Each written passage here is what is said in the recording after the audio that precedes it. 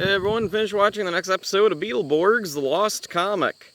The title intrigues me. Are we finally going to return to the comic aspect of Beetleborgs? Nukas is fed up with Les' fortunes for some reason and threatens to return him to prison. Les convinces Nukas to let him stay by telling him about the Astral Sword. When he and his brother Art were kids, they drew their own heroes and villains, the Astralborgs and the Mantrons. They argued and fought over who did more work on it. Les is going back to see his brother to get the comic back. At Hillhurst, the monsters have caught Art Fortunes. Les made an arrangement to meet his brother there for some reason. Les pretends to be friendly with him, but they soon devolve into arguing. The monsters chase Les away, and Art tells the kids where the comic is. Les returns to Nukas. He's already thought ahead, and sent his minions out to spy on the Beetleborgs. Art takes the kids to his childhood home. The comic is buried in a time capsule. They dig it up, and Nukas summons the jet fighters to cause a distraction. Art and Les fight over the comic, and it rips in half. Nukas brings to life the Mantrons and the Astral Coins. The Beetleborgs escape and regroup at Hillhurst. Flabber brings the Astral Sword out of the comic, but it's powerless without the coins. The Mantrons are attacking the city, so the Beetleborgs leave to stop them.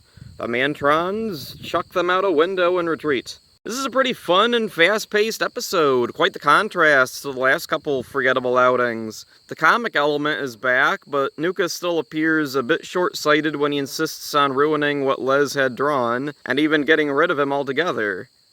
I don't know how such a big plot hole was allowed. The first season had roles that worked perfectly. Vexor could bring to life whatever monsters were in the latest comic. Past monsters couldn't be brought back easily because they would disrupt the timeline in unpredictable ways. This season, Nukas has Les drawing him monsters, and there's no apparent limit to how many he can bring to life. The only rule established is that only Nukas can bring monsters to life, or else the monsters will attack indiscriminately. Nukas can also bring to life anything as long as it's on a page, from an ink dot to a guy from an insurance ad.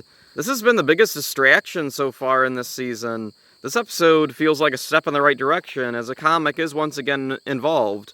Art Fortunes pops back in to tie everything together. The comic being something he and Les made when they were kids is a creative touch. Because it's not a Beetleborgs comic, the kids aren't familiar with the Mantrons or associated things with it.